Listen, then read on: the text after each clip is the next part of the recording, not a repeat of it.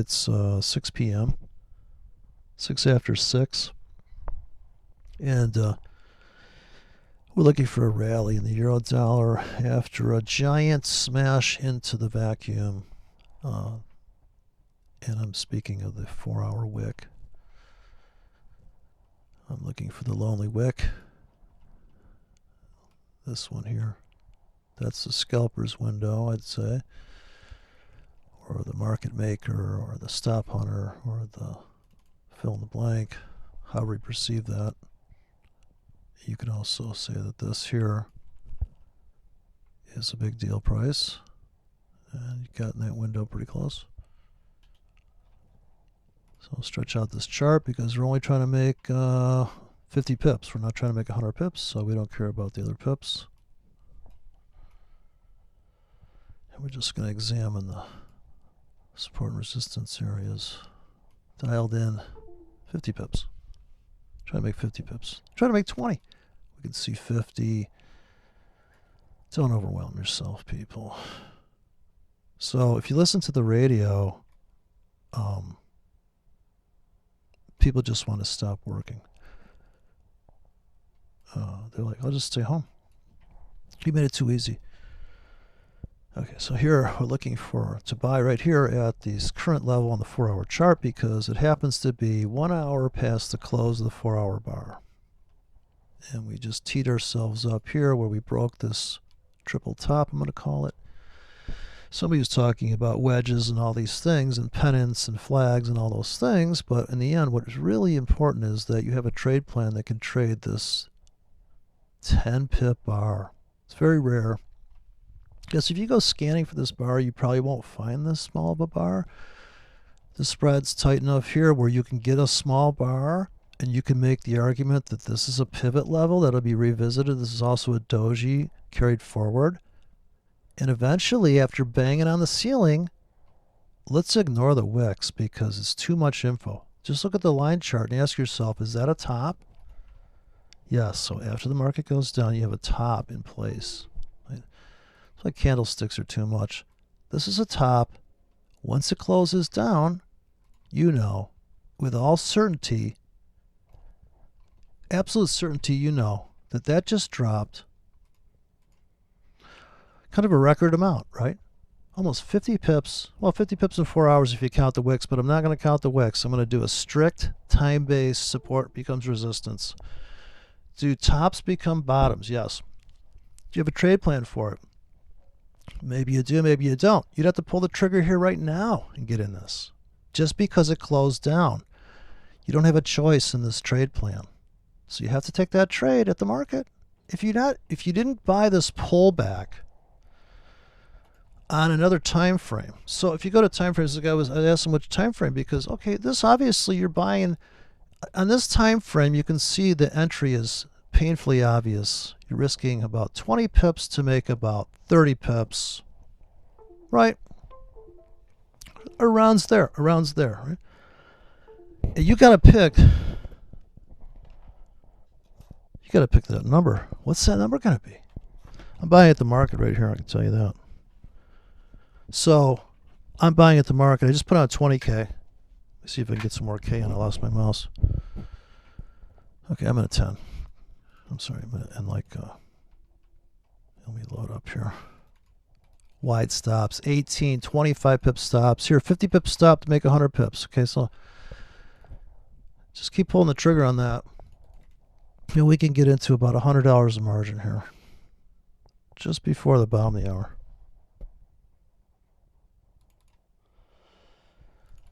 But why would I do that, right? Doesn't make sense. Let's just buy 2 pips deep. You know they're going to pull it back. There's no way that's turning around there. Just because you're pulling the trigger doesn't mean you're right.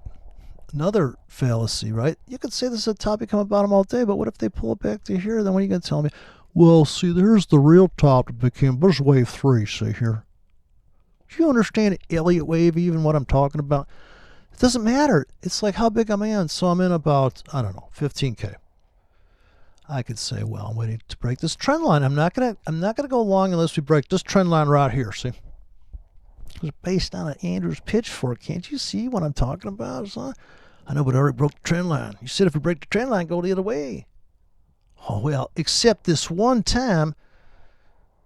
Well, of course, but be honest, how many times do you want to pull the trigger on this? Go to the 4-hour chart. Yeah, the guy says 4-hour chart's better, right? Because, dude, you got less decisions here. It's Asia. Are you selling here? Are you fucking nuts? The scalpers have already feasted upon this thing. Come on. Now, there are people that bought up there, and they got a stop down there, and they're trading no-nonsense style, and they go, I'm killing it. It's the best I've ever traded in my life. I bought here, got out there. I mean, they probably bought on this big fucking giant up candle. Let's give no-nonsense a little bit of break and tell that he got in here. Let's see, he got in. Let's guess. He got in when he figured out this move here. He's like, yeah, I think it's turning around. Come on. Do you think? So, as soon as we're out here, you know, a lot of people are like, so last night, if you're there, you're like, I wonder if this bottom will become a top and it'll just keep going down. If this trend line and this channel's still valid. Channel traders' closing price view of life. So, right, you can make the argument. Oh, this is the, you said to sell with a tight stop on these slight up moves, and this is where the wick is going to blow up that one trade plan. So you can't just trade with one. I could trade a 20K on 30 tickets. I mean, I could have a 20 tickets and trade 100K. It would still mean I'd have to wait to pull the trigger on the next market order, because what's the fucking point of trading micro lots if you're just going to stack them into 2Ks? So the whole point of the system is, yeah, I'm long, but I got limits below in case I'm wrong. Because I'm still going to have to buy low to sell high. So you're kind of stuck. Now, if you think that you know what's going to happen, yeah, you can step into the market, but you still got to know they're going to smash it one last time. But since I only bought a 15K and fulfilled my so-called fear of missing out, but it's not a fear. It's like you got to accept what's going on in the structure of the market at the moment and ask yourself, can they pull this back straight down? Next few candles, can we come back and test there? And I could say, yeah, that's a cycle. I could see that. It walks down some. How does it get there? And does this just blow your mind? Yeah, it's a mind. So is this a mind blower move? Now, maybe that's the big volume move that everybody talks about. But according to that math, this big volume move is a big volume move. But a robot that could sense this small bar, yeah, he's going to only trade that shit. He's trading this shit. That's his trade. The small bar, right? Breakout bot. Whoosh, nice trade, right? Breakout bot here, a little trap, you know, a little trappy, and kind of blew up the bot. This is a nice trade, but still, if it hung out for these rewards of this final explosion of volatility, that's insane. Why is that move so vicious off of this top? Why do people make so much money so quickly off that? Because it just filled that void. It didn't quite make it to this yet. So that's the next hunt, is the bulls are going to drive it, you know, stop, hunt the bears, so to speak. Make new highs. Well, which is the optimal one to sell? There isn't one. Because whether you're in front of your platform, when you see this forming and go, holy shit, that's the setup I've been waiting for, is like a drift back into a triple top, right? 6 bars a day, six pieces a day today. Anybody that could step in on this lonely wick and load the fucking wagon is laughing all the way to the bank. You got to be able to buy this much. You got to absorb 20 pips of punishment, because some of these have to be scalps. I'm talking about 250K. You start buying into that. By the time you get down to here, the deep vacuum. See the scalp people took off of this? They nick this wick. They take this off the table. A guy with a 10 pip stop just made 30 pips off a stupid ass trade plan. Why don't you take that trade? Well, I don't have a Gartley. It's not a fib level. There's no moving average on these wicks. Yeah, no, moving average is built on close, so just use the closing prices. Is this a wedge? Is this a amazing trade here? I could show you every amazing trade on here, but you'd have to fucking take the trade. Oh, I'm waiting for this perfect wedge. Yeah, but I mean, so if you get in too early, or you think this is the double top on close, and just before close, this had to wick up and down because that's closing prices. So here it's high, low, close, no opening prices. You really don't need them. I got the body, the candle here, so you can imagine, but who needs that shit in their life? And here's a vacuum here that's like, where's Waldo? He's hiding in here. Here's a vacuum. The thing fucking breaks out, never makes it to here. Holy shit, people sell into that? How much they make? 20 pip stops to make 60? Why don't you take that trade? No fibs. Don't even have to ask somebody that one. The commitment to traders report was off. I thought, well, that's done moving.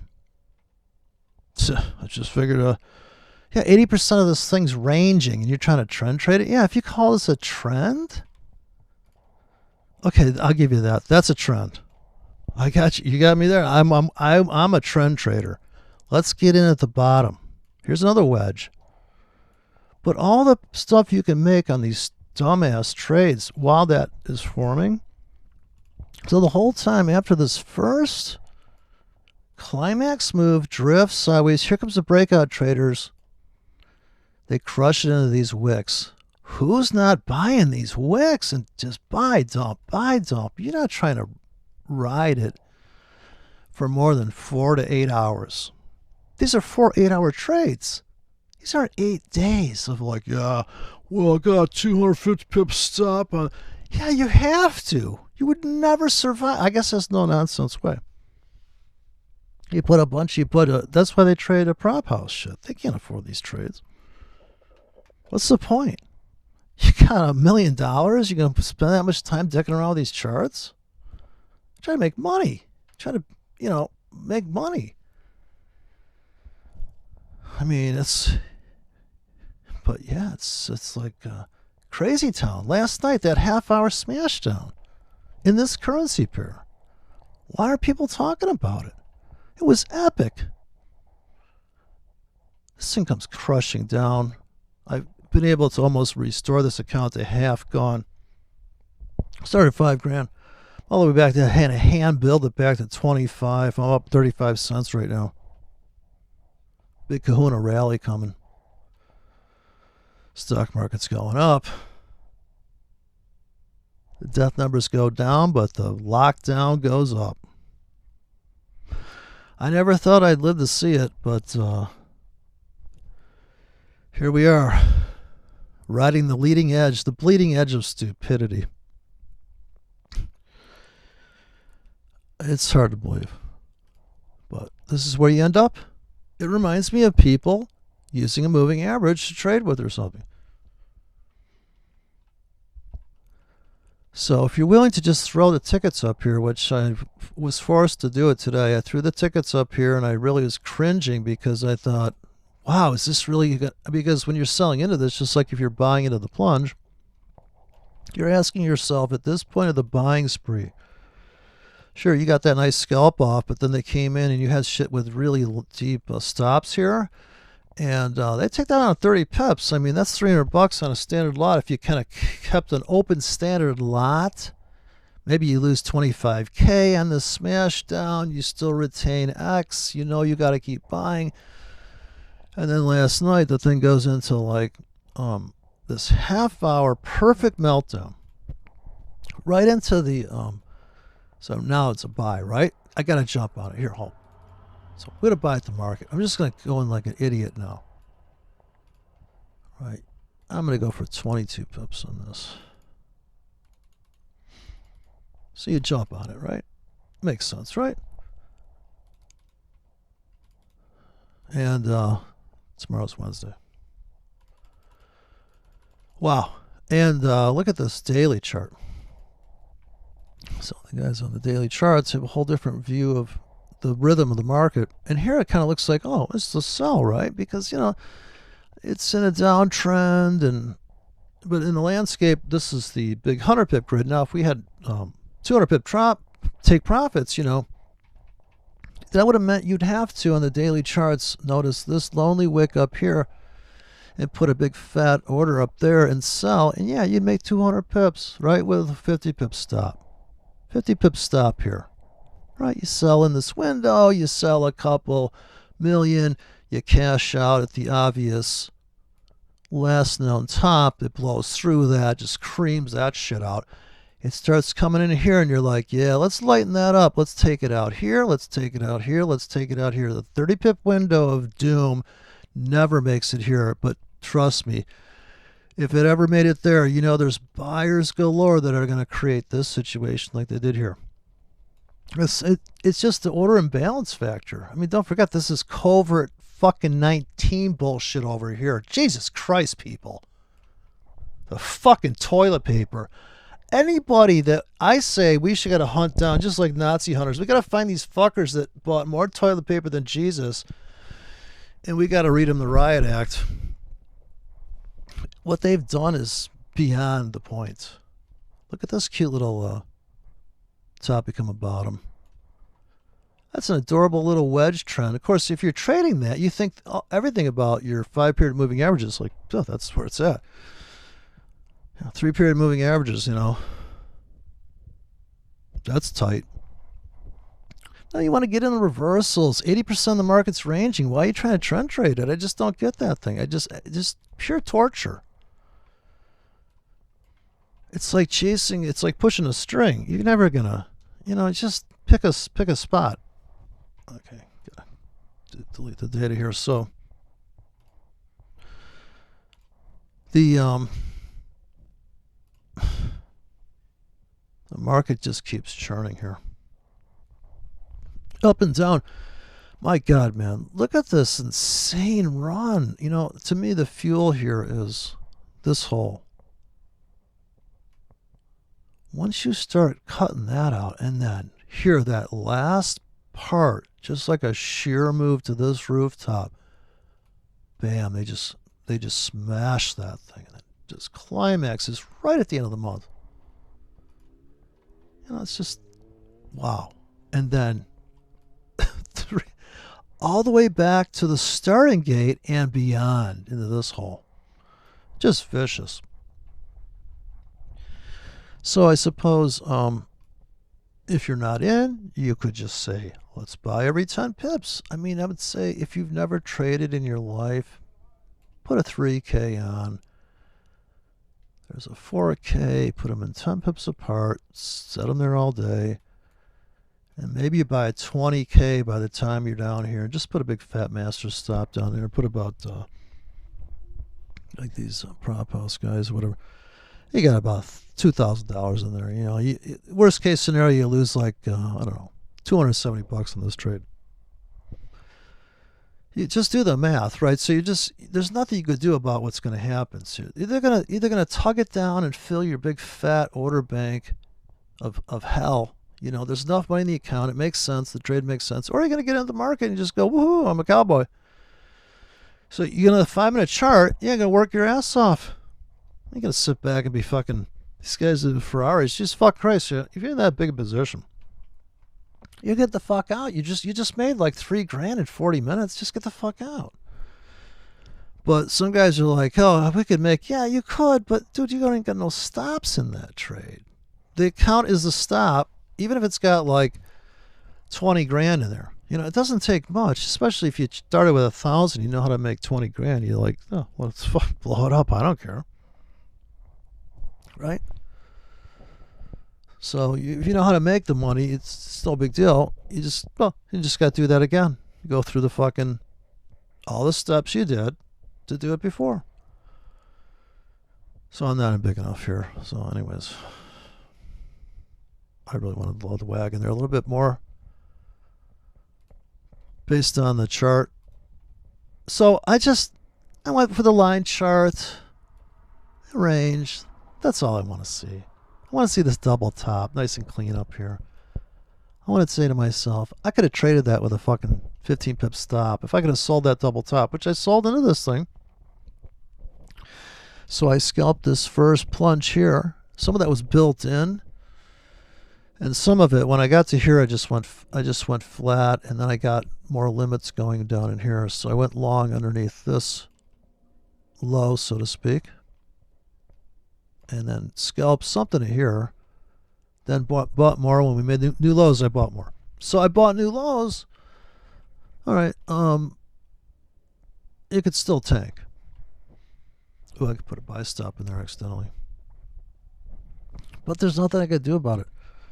So on the 1 hour chart, it looks kind of iffy. On the 4 hour chart, it looks outstanding, right? It makes total sense. You're like, oh yeah, fuck. Am I going to sit here and babysit this? No, I would just put in limits now, all the way down for another 250K, right? I could afford it. I could afford to risk $200 on this trade now. And I would just trade like that into the night. And tomorrow I could run the sell limits there. So we get that spike up, and they go smashing into it, and then you just have to say, okay, I know it could happen here. It could go the other way. And I'm okay losing a partial position, but I don't want to lose the whole position, because what's the point? Anytime it goes down, it's going to be a good buy. So you don't know if it's going to go down till it does. But if your tickets are in front of the market already, and the big key is how long does the order last? Does it last all day? It's very risky. If it lasts 15 minutes, is a low risk order. To put a buy limit that lasts for an hour, 50 pips deep, unless the news came out, there's no way they're going to fill that, right? Maybe in certain instruments during certain times, right? If there's tsunami, then that order sucks too, because you need a 500 pip stop, and you got to trade a nano account. So I don't know how much money people are talking about when they talk about trading, because you'd have to pick the right instrument. Now, I don't recommend trying to trade the British pound with the same tickets you would use, scripts you would use on the euro, because I mean, I have a hard pip stop. I don't have a percentage of risk. I just have a pip stop. So it wouldn't fit on that currency. And you just couldn't afford it either. Because the margin's costing you more to trade the pound. So you have to figure that number. And so who wants to worry about that? Maybe you care about that. Maybe you want to try to find the best setup and then go looking for that setup on a currency pair. Or you just learn how to trade different setups and then just have a way to trade no matter what no matter what's happening, because it's not enough of a risk initially. This way you're off the hook. You don't have to say, oh, this is a perfect setup, let's load the wagon here, because what if they pull it back another 20 pips before you still got 2 more hours, right? And it's like, I know I could lock this in and say, all right, we put wide stops in there, which means I'm willing to buy deeper, and I don't want to babysit it. I'm going to go watch a movie or something, and I know I'm in on something on the pullback, because I'm using the at the market system here. So the only problem with putting orders super deep is that maybe they'll never fill that either. So it's a blend between, I got to get in this trade, let's see what happens, and they stop me out. It's okay if they stop me out with my tight stops in Asia, and then I've got deeper orders in there that'll just get picked up, right? So how many tickets would I put in before I thought, well, it's costing too much because of spread and commissions, and if the spread is 2 pips, or here the spread is like I'm gonna say 1.5, because they're charging commissions here, and maybe they lowered them because of COVID-19, but so you got to consider that in the formula. And it's like, hey, do you really even care about this shit? Does anybody really even care about trading, really? They just want to sell courses about, this moving average system. I'm selling the indicator called the moving average, 1 period moving average. I can't give you the code on it. I don't know, to reveal the algorithm. Is the clock. TikTok. I guess I have that TikTok stuff for these kids now. That TikTok site.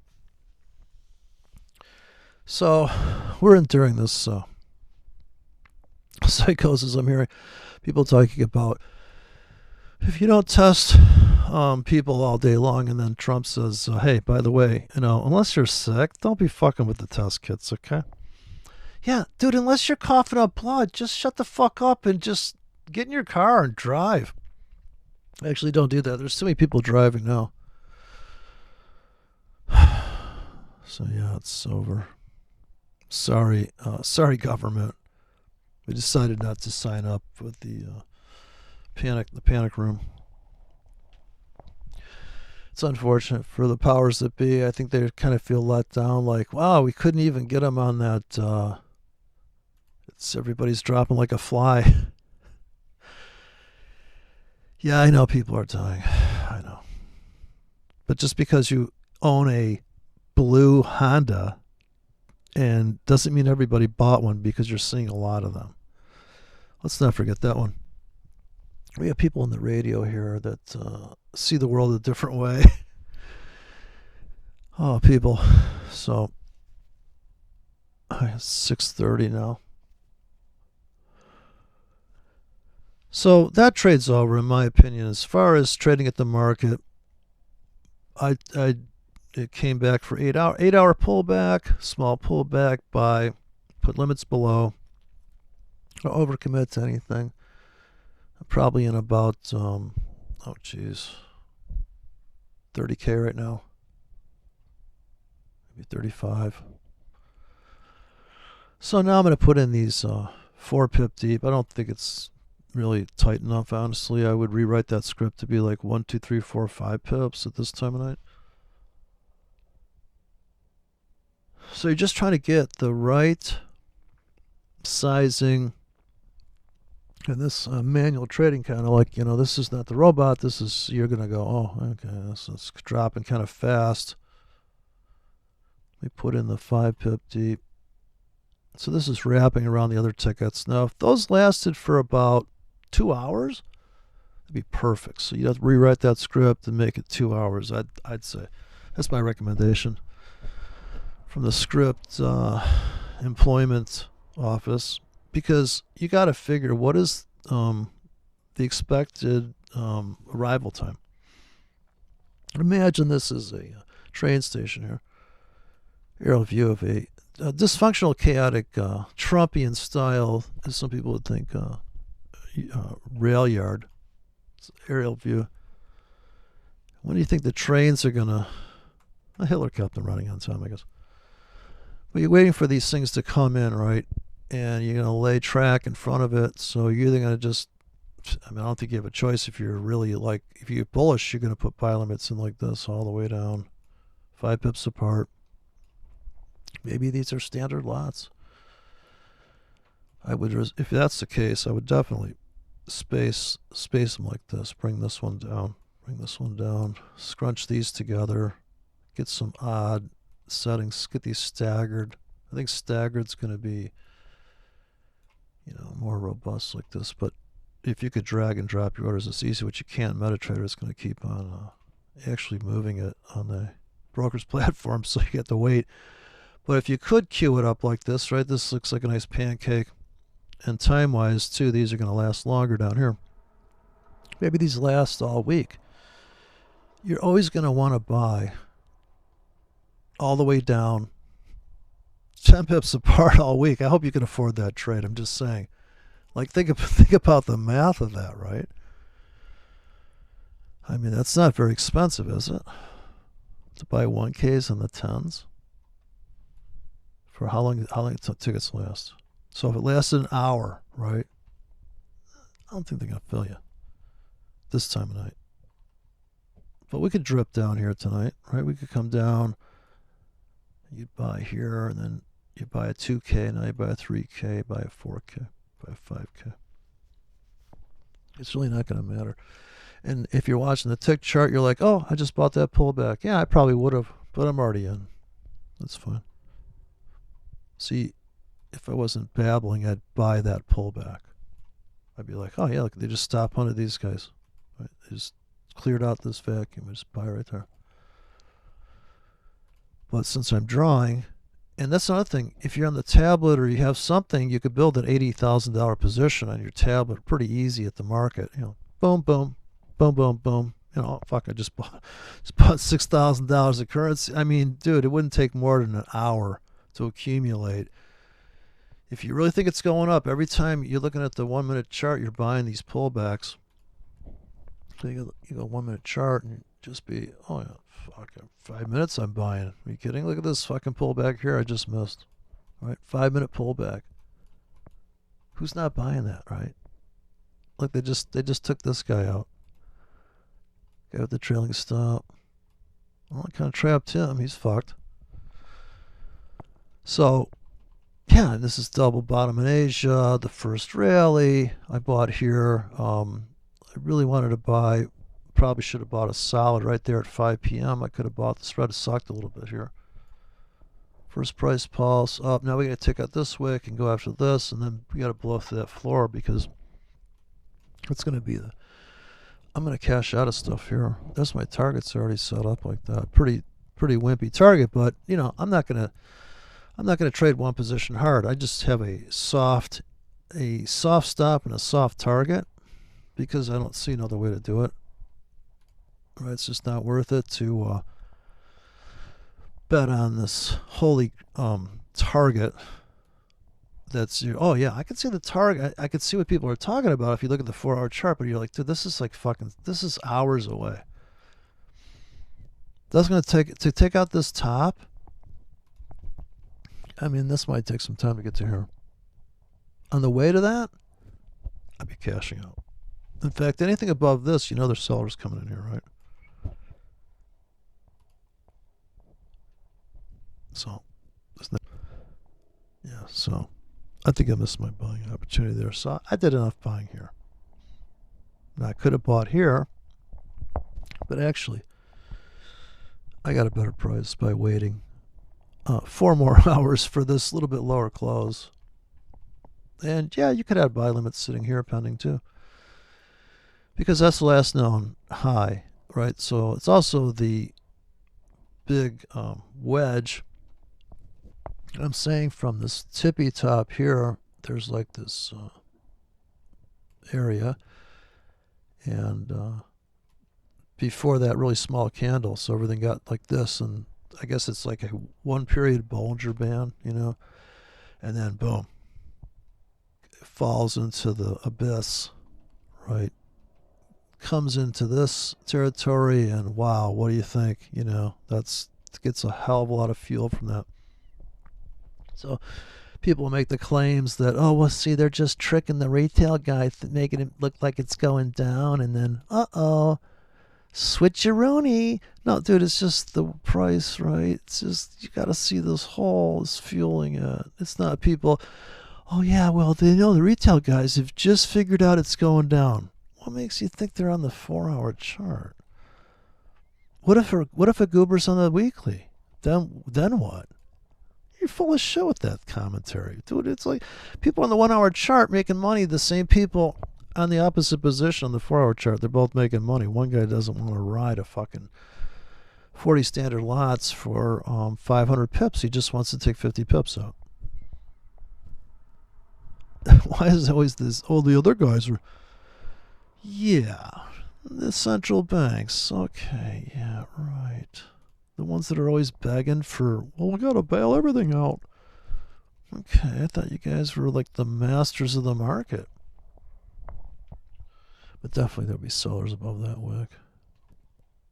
We cash out right above that. I like this kind of even interval thing. So here it's not even, there is no of this. I don't have that unified exit. I could though.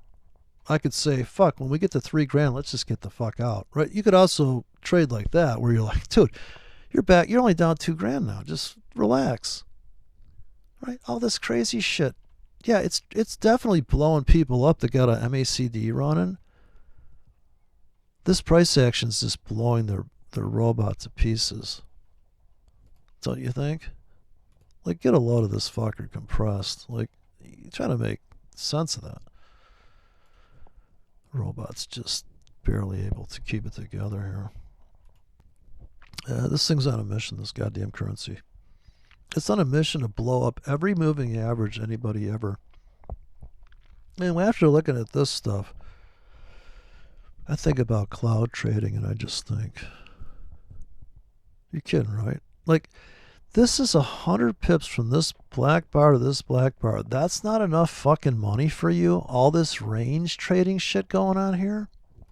You need a trend? Well, we're trend traders. Did you talk to my dad before he came? Did he tell you what we was? What is it, son? What is it? We was trend traders. We talk about no support and resistance around here, son.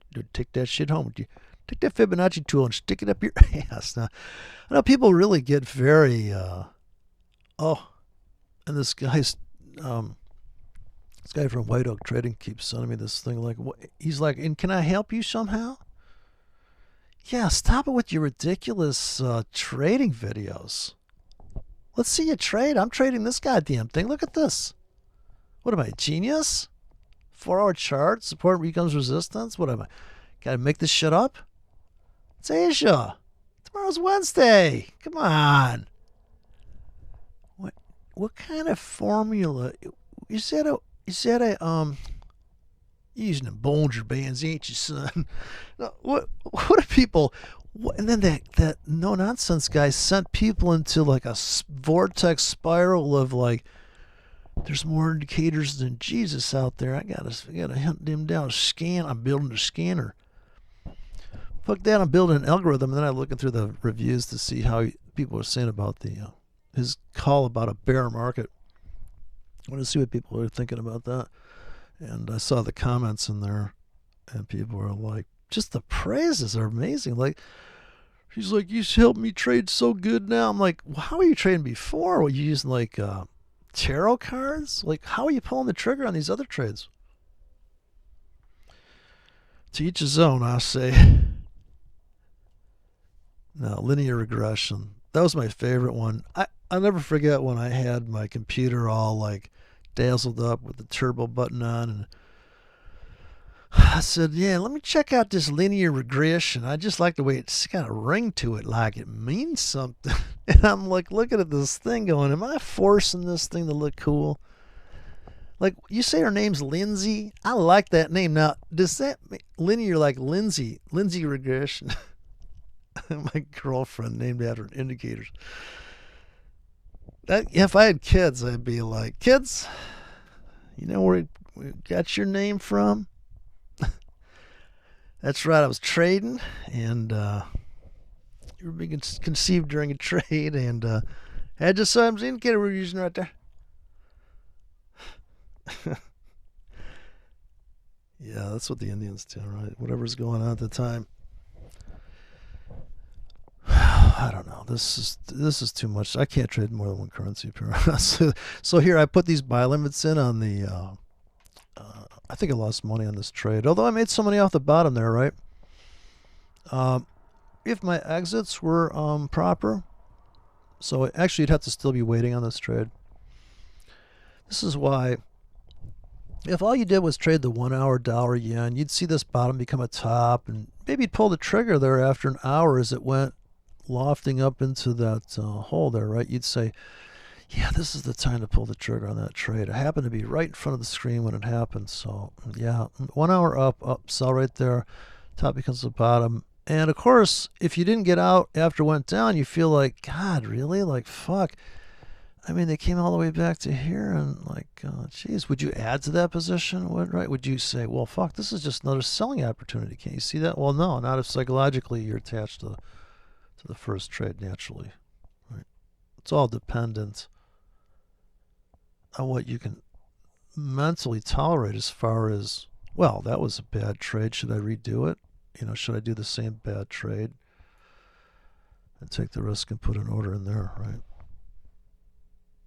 I mean, that's going to be the way people are going to feel about it. Actually, it looks just like So this is the phenomena that I notice, is that the dollar and yen, the dollar is going up against the yen tonight, and so is the euro against the dollar. So I don't usually watch these guys together. I usually just watch one currency and transfix on one thing at a time. But if you ever watch these things, you'll notice all the currencies are going up in Asia. And I think it's just because the spreads are tightening on everything. Everything's just shoring up, right? Like when crude was supposedly negative, it's just that there's a illiquidity, right? There's nobody fighting over the price because there's really no demand.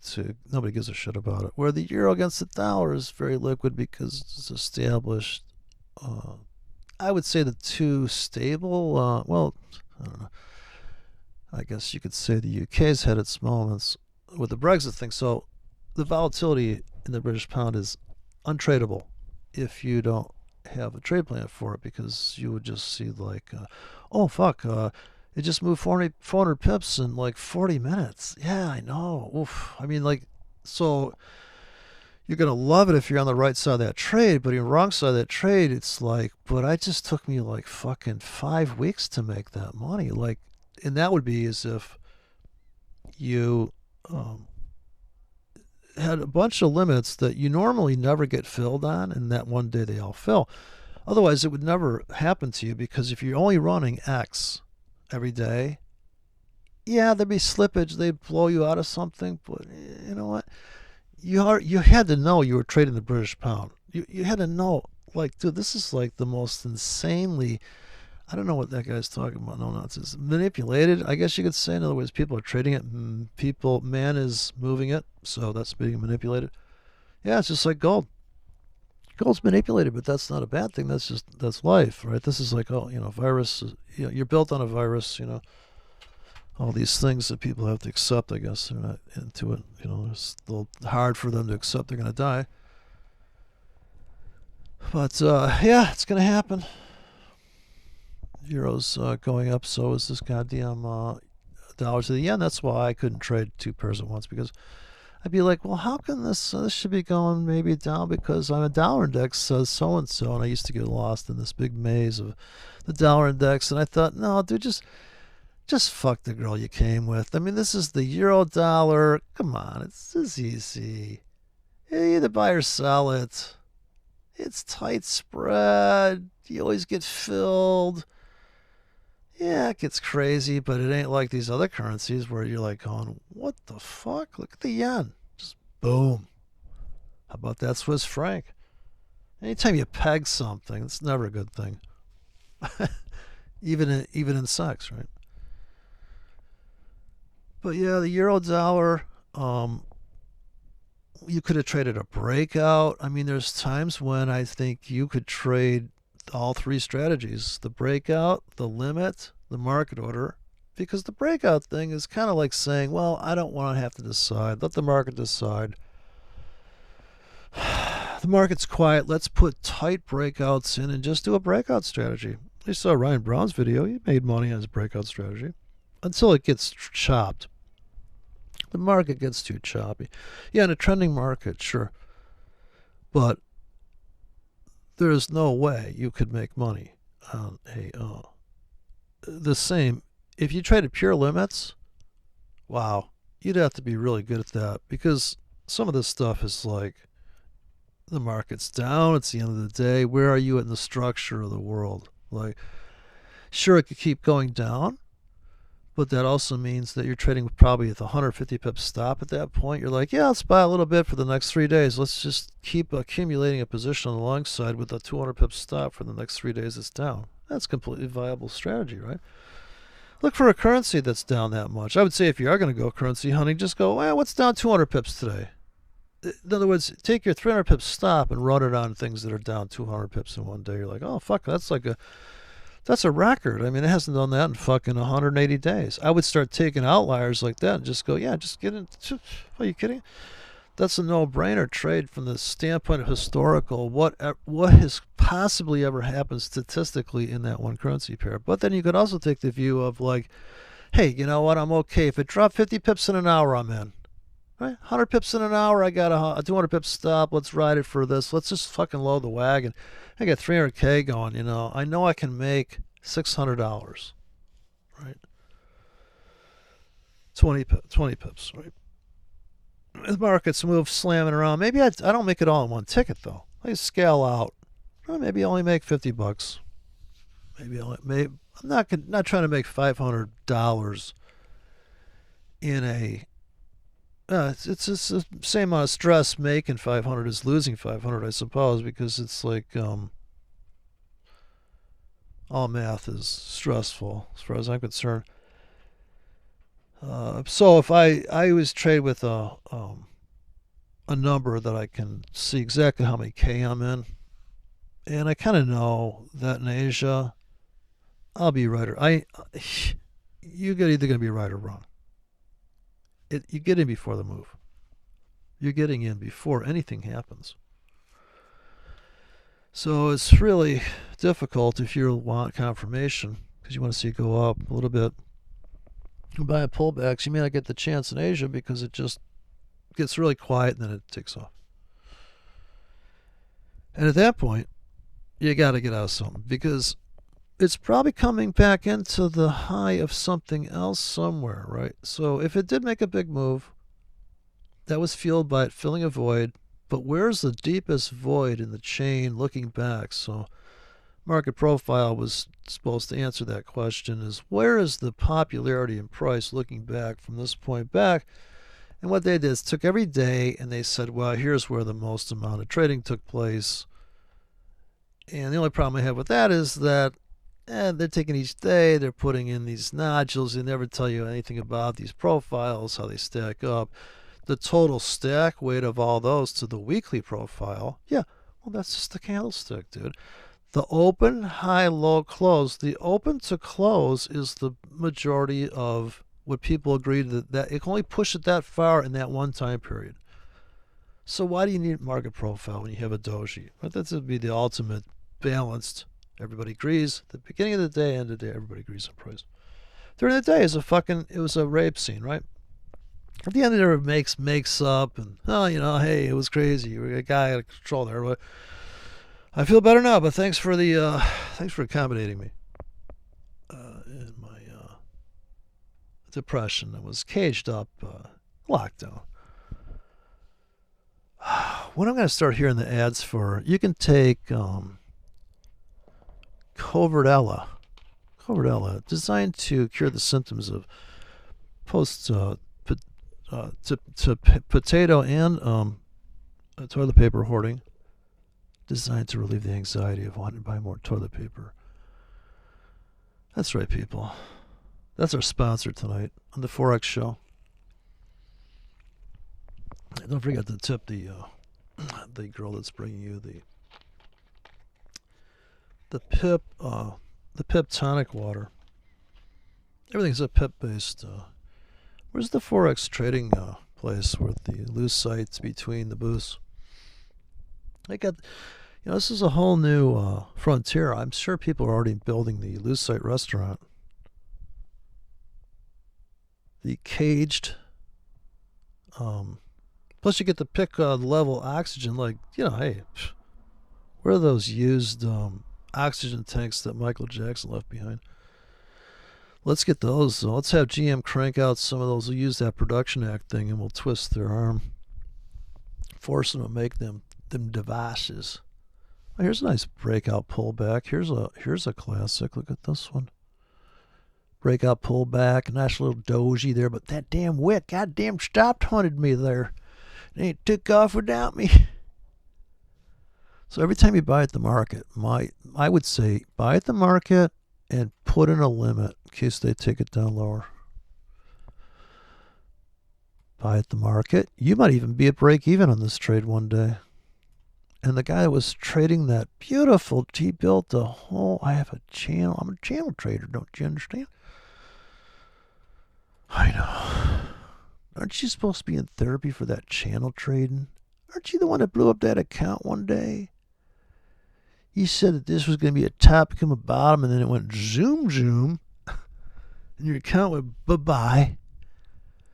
Yeah, this is pretty evil here. We stepped through that. So people sold at the trusty 100-yard line, pull back 20, and then, uh-oh, rip your face off.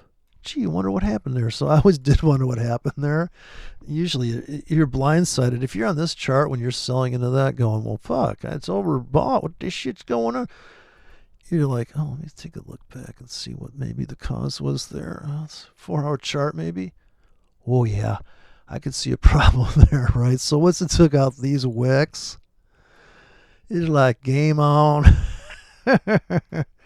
Boom. And this one, so this did the same thing, almost to the pip. I would say it dipped in the window here, but a little sloppy on that.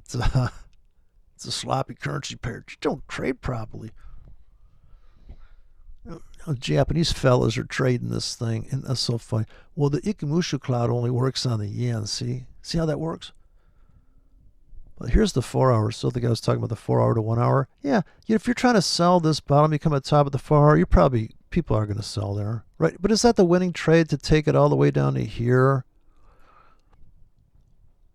Maybe, but aren't you going to take those first 10 pips off the table? So if we do come back to here, you already know your exit's got to be here if you sold there.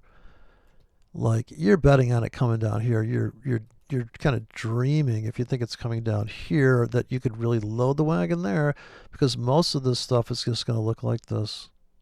Just a big fucking mess. I mean, if you sold here, yeah, you know what? The guy that bought everything on here down to here and then dumped it, he probably made the same amount of money as the guy that sold here, right? So this guy's, bottom becoming a top, let's sell.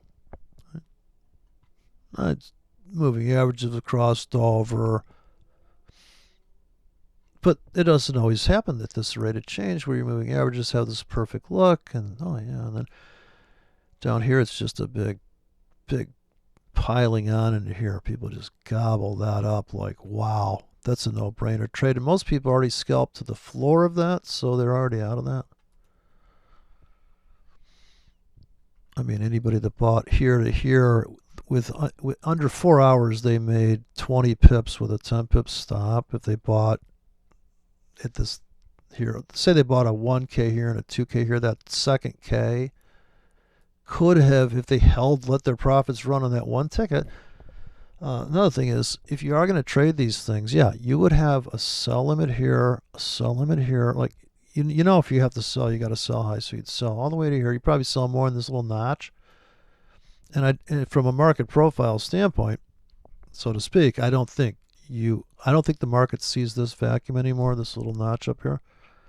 All it sees is this, then all that, and this is all it sees. So you're right here. Volatility's low right now. And structurally, it looks just like the euro dollar. Comes back to this. But I'm buying on this. If I was buying this, I'm buying because if I'm a bull, I want to buy this lonely wick, and I want to buy definitely everything I get this bottom basement. So these lows, it's not that I'm looking back 10 bars or 8 bars. I'm looking back as far as I need to look back. So this one here is important, right? You want to buy a lot here. You want to buy just tons here, tons there, tons. You're just going to buy all the way down. The people that did buy this plunge, though, they're going to want to dump as soon as they start seeing money here.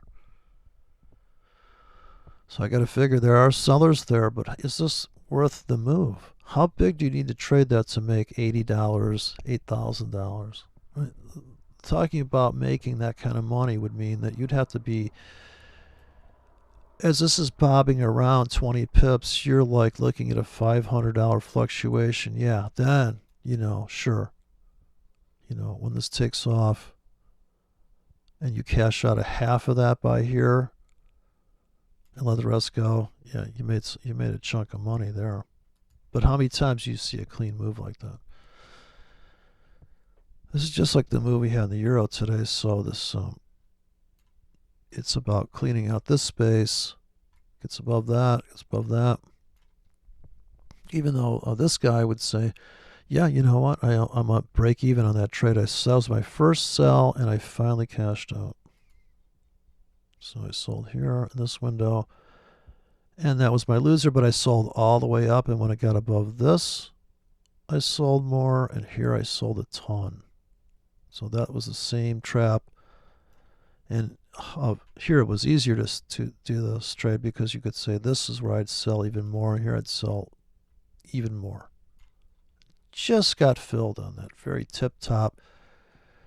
And certainly your 20 pip stops, if you started selling here, your 20 pip stops are blown out. But you got to have more than that, right? You've got to have a whole army of tickets.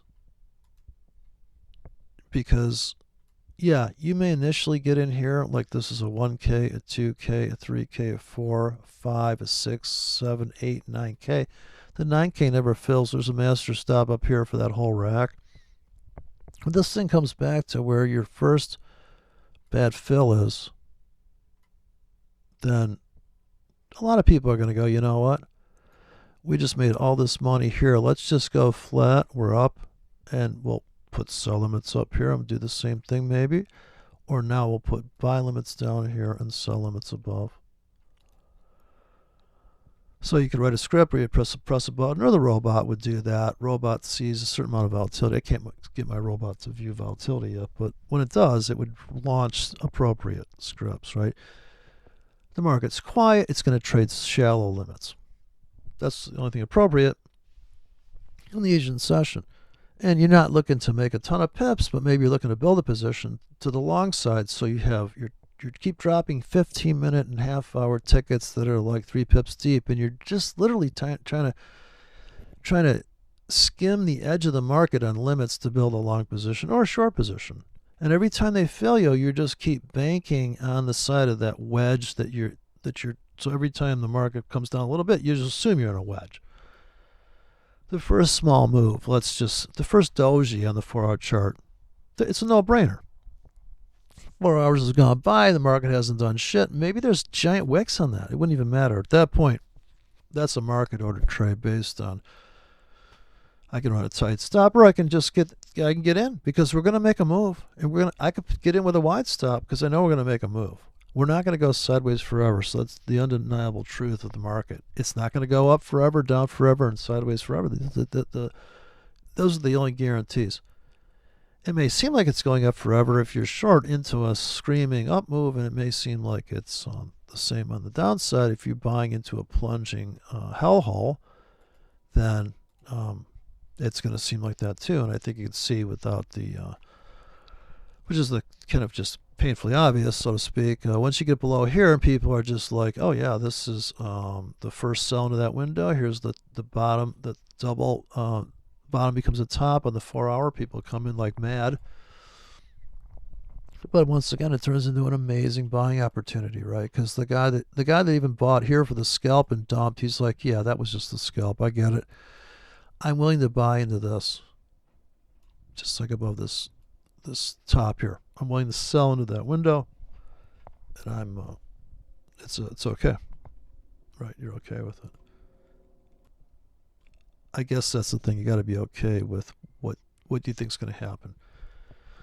And so whatever that costs you to find out, and that would just be your cost of doing business, open your doors and say, okay, I'll let the world in here. I got the pending orders. I'd say the most conservative thing is to never trade at the market and just say, well, you know what, I'll just trade on the fringe. I'll just put orders in 3 pips deep, and I'll see what happens here. And maybe you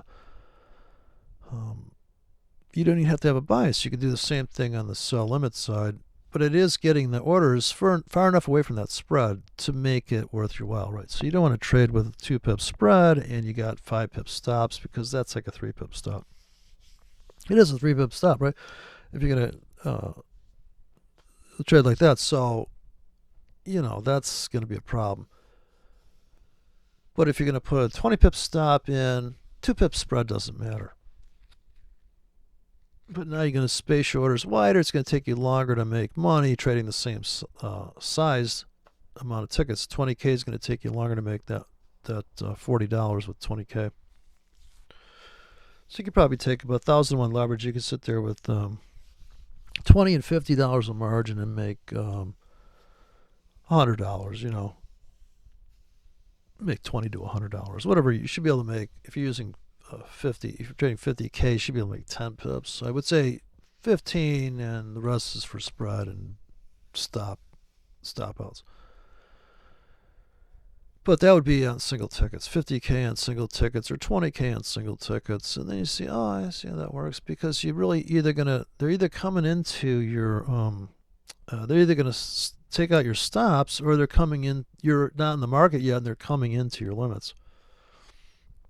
And maybe you put your limits where people's stops are, right? So you can tell where, that's where they would put their stops. Okay, so you're already short on this pair because on the daily chart, they just took out the high of yesterday. So it's a fake breakout on the daily, which is probably a double top on some 15-minute chart, maybe some magical Gartley on the 5, and Fibonacci on the 3-minute chart, and it's all synced together, and I pull the trigger, and this is, but you got to do every trade like that, and you got to keep trading. And so what's the frequency of trading? Are you over trading? Well, if you do market orders only on every 4 hours, then you're not over trading, because you told yourself that I'll do 6 trades a day at the market if need be. And market has to be screaming down. If it's screaming down, I'll buy with a wide stop, a small position because I have a wide stop. And then if it's kind of barely coming down, I'll buy with a little tighter stop. And maybe it's going to be a bigger position, same dollar risk in the end, or something like that. And then I'm not too fond of the stop entries, so I'd rather trade at the market based on what just happened, and then this is a sideways thing. All right, let's get in here and maybe put a hedge on at the market. Stop entry, I guess maybe a little bit, but 25% maybe. It's up to you. I don't like to get trapped, I guess. I don't like the feeling of getting trapped in a trade, but I'd rather pull the trigger like an idiot on the clock and say, oh yeah, I'm doing this because of that, than to say, well, I need it to go up to confirm. No. Then I'll just put a buy limit down beneath, knowing that it always makes more money. That's always the bigger winning trade, because typically if it's going to go up, it's got to go down first. In some degree, even if it's only 8.5 pips. And if you're sitting there with all this dry powder and you're waiting for the market to come into your 15-minute and 30-minute and 2-hour limits, and when London opens, it won't disappoint. The market can move 180 pips when London opens, because of it's just moving into this void. Like this dollar yen could crush down to the end of the week now. Either slow meltdown, or it just does a quick stab down. But then these are unsustainable moves. And realistically, this market can move this dollar yen. It looks to me like 4 hours. You just went like 50 pips in 4 hours. That's quite a rate of change. That's quite a tempo. This thing's fucking moving. So, oh man, this would be a whole endeavor trading this currency, and I think you can see the trade plans on there. You got to buy low, sell high, and you just got to put the tickets in, and then just get a feel for, is this only because if I scale into the market, then I don't have to have such a hard switch of having to decide. It's like you're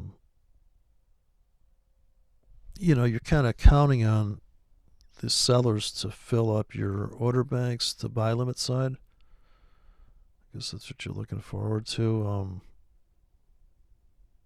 But then you could undersize it, right? If you didn't get all those tickets placed, and how do you know they're going to come down and fill them, right? After all that work you put them into them, that's also, it's just a normal job, I suppose, right? If you own a jewelry store, you make up pieces that probably won't sell. You think they look cool, but people are like, what the fuck is that? And you're like, oh, geez, I don't know. By the good question. But yeah, I suppose you could do people have these signal services. I remember people used to send me stuff like that, like, yeah, we're a commitment traders report, and we're bullish. Yeah, there's a lot of commercials are long soybeans, so yeah, maybe I should do those commercial guys. They're not idiots, right? Aren't those institutional traders I've been hearing about? Them guys are like really top notch, like right up there, like Mensa Society. Yeah, they really know their stuff. Yeah, these guys, they really got a handle on it. It's the Android phone. It's disturbing. Man, I just can't stand the way this close the app is the tiniest little button. It's so cute. Android. God, if I Android, does it come with an Android hammer? So if it starts to annoy me, I can just really the missing link. Yeah, there's no answer. There's no proper entry. There's no optimal entry. It's just I must say, you could trade the British pound here. Let's see if we could do it. This thing's really rambunctious, though. I mean, I think you got to really strap in for this currency pair. Look at this thing move. Man, look at that crush down. Gosh, I like this trade right already. Let's buy all the way down. Yeah, so we just happened to show up just on time here. I would not buy at the market on this, though. That thing looks like it's hell-bound to go down more. Look at that daily. Wow, they're just going to annihilate this thing, huh? Oof. God, what if we take that out? Man, that's like hell to pay after that. So first things first, I'd set this thing to fixed scale so you can grab the right amount of pips here. Even if it's going down there, it's going to bounce out of there, so let's see if we get to the edge of this thing. Boy, man, this thing's just meltdown territory. Well, let's do this one here. So if I just kept running this now, this is so aggressive. On the euro, this would be like maybe not going to fill, but here it looks like, oh my God. Yeah. I put in these 10 pip grids here for 12 hours. This is 4 hours. So I guess we could trade this thing, but I could see this thing dropping 30 pips easy. Got a 45 pip stop on all that stuff.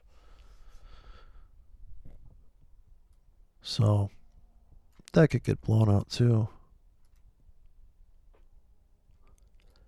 We're definitely underneath this major wick here. Looks like people already scalped out to it though. So we closed down there. We ricocheted into the floor there. So I kind of got to reject that and start going up now. Can't drive the euro because euro, if this tanks, the euro's going down too. So I could fill in my limits. So these limits are really too deep actually because this currency doesn't move like that at all. So here's the floor on the 15. So if I start putting them in like this, it looks like they won't fill, but whereas the British pound, it's like, so these could last 8 hours as far as I'm concerned. So I did that once. I had the euro and I kept putting 8-hour tickets in like that and stacking them up. And boy, when they filled and retraced, it was like, that was like 500K I'd stacked up like that as the market kept dropping. And then I had this other one was 8 to about 20 pips, but there's like the 15-minute. This is the news came out. That's a 15-minute, 30 pips deep. It's just a 3K, but a few clicks of that, next thing you know, you're talking real money. Start stacking that stuff out. Look at this one. I don't think I got in on this one. Yeah, here's the only filled one ticket on that. So that half-hour smash down, that was my entry last night. Did you ever see a heavier half-hour move in your life? Man, look at this thing. Just sheared down. So just before 5 o'clock, we dipped down here and then just like the biggest half-hour down move, really. So scalping to this, then it starts cleaning house, takes this out, people cash out, people take this out, we cash out. This one, people are selling, scalping, and then here, once you take out this, look out.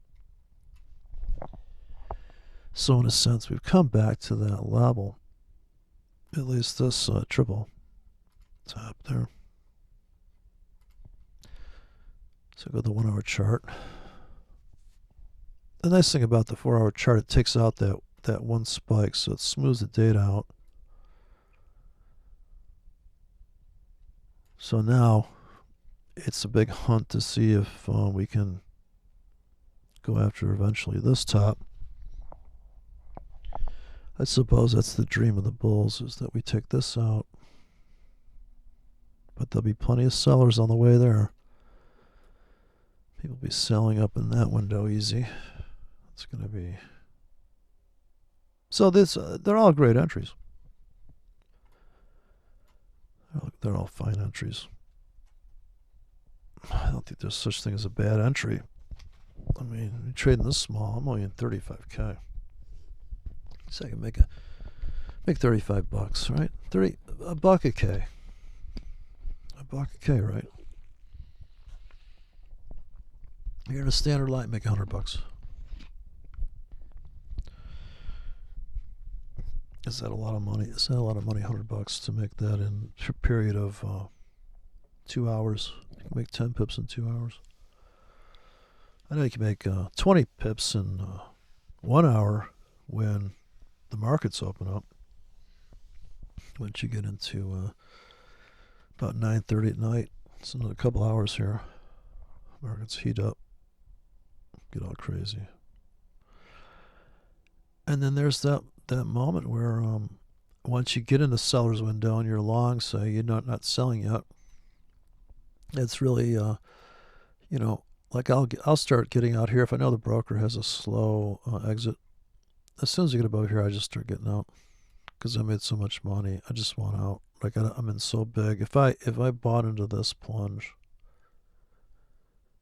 when I get to here, I'm out. I'm just completely flat. And I just buy limits coming into the next session. And if I'm short off that top, I'm going to be flat out after that because it's no sense in holding, because if I sold that to here, I think the trade's over there for that short, quick money. If you can still hold it for a ride down here, then you're going to wait another 16 hours to get paid.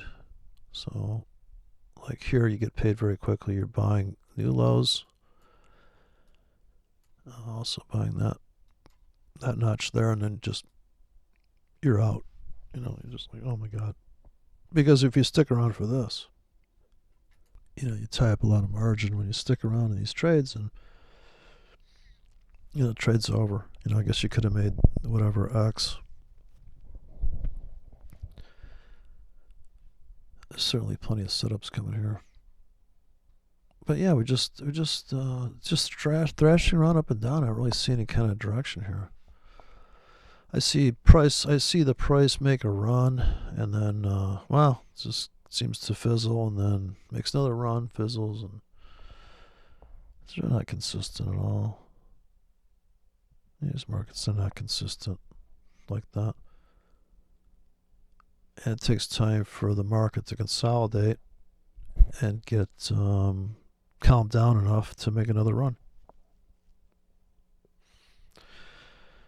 So if you have tight stops in there, yeah, they're going to take you out early. And you're going to have to wait for the next session. And maybe retain half the position. So you're like,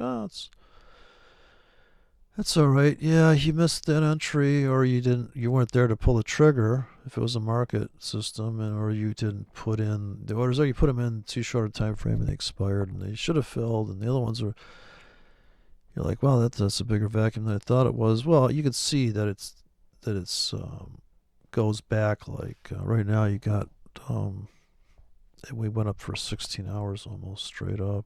Started off kind of light and then just was smashing up. So we could pull back for the next 4 hours easy. I'm sure 8 hours, right? So we pull back for 4 hours, 8 hours. Is that part of your?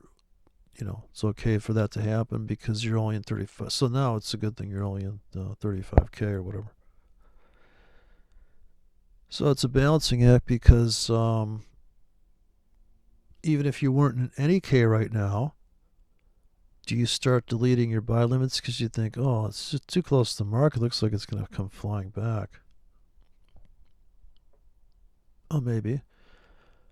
But at some point, you got to have a little bit of, you got to take a risk, right? You got to leave your house.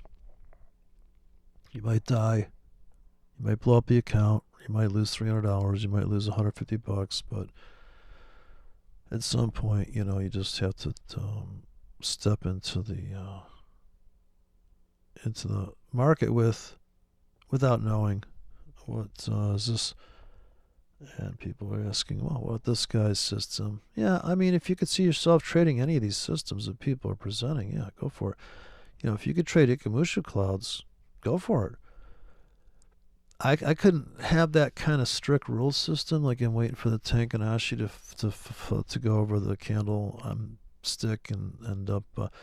Plus, as soon as I see that it is a forward adjusted moving average, I'm like, oh gosh, it's a moving average shift. Okay, well that's definitely psychologically a lot to think about because now you have to think, well, if that's true, then why do I need this over here? I mean, there's a lot of stuff built into that system, and I get that they're filters to slow people down, maybe that we're over trading, or they just pulled the trigger like a cowboy every time they saw the market move, without considering, how big a bullets they're using to pull the trigger. And so, yeah, I guess the idea that you got this guideline and you got this algorithm and you got this thing and you got a checklist and you feel like, oh, I'm a good person because, I checked the oil in the car. Dude, you're driving a car that could blow up, okay? There's no guarantee that you're even going to get your money out of that brokerage firm, right? Or that the world's going to exist, as you can see. The stuff you used to take for granted, people have just said, no, not today. Because, did you hear about... there's this thing called dying. Oh yeah, cancer. Yeah, I guess it's contagious. I don't know. Joe's got cancer too. How do we figure out cancer was not contagious? It's not a virus. I don't know. It's just so sick that people have to think about them dying. That people have to think about dying, but it's a true thing. It can happen to us. So. But yeah, people are transfixed on that right now. And the volatility is there because you have huge order imbalance to the point where people just aren't doing what they normally do. So if nobody's going to take the other side of that trade and nobody's going to collateralize it, it's going to be unstable. There's no... they took the cooling rods out of the fucking economy there.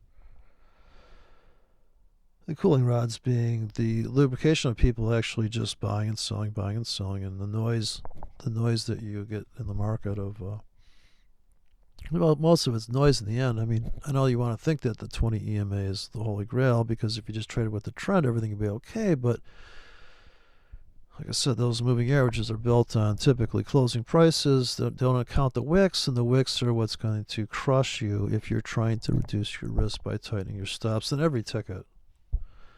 So if you try to trade with a 5 pip stop to make 50 pips, it's very difficult to do if you're pulling the trigger at the market because you're really bobbing for apples. But if you put in a limit ticket like that, it would make sense, right? You're like, oh, I'm getting at the very fucking lowest end here. I got a 10 pip stop to make 70 pips.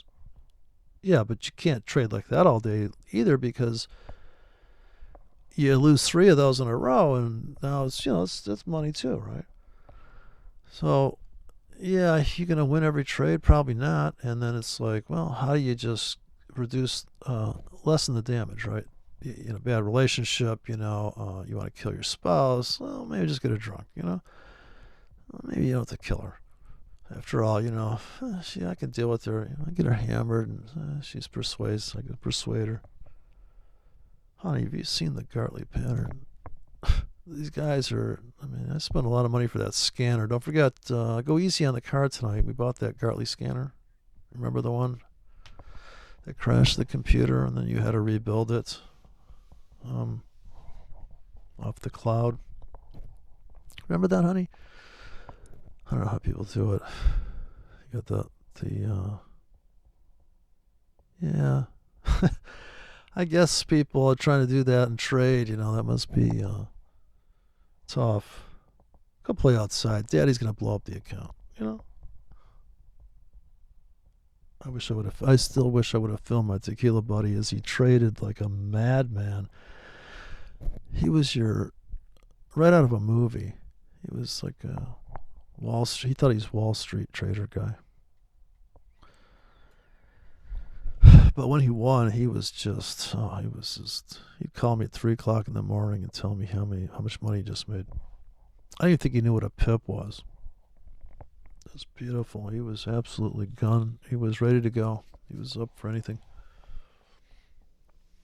But yeah, he'd make money. He didn't even know how or why. He'd wake up in the morning and say he's up, and I'd say, but you don't have no stops on that account. For all you know, that account went all the way down to 20 grand and back to 60 grand. He goes, yeah, I guess you're right. Yeah, I know.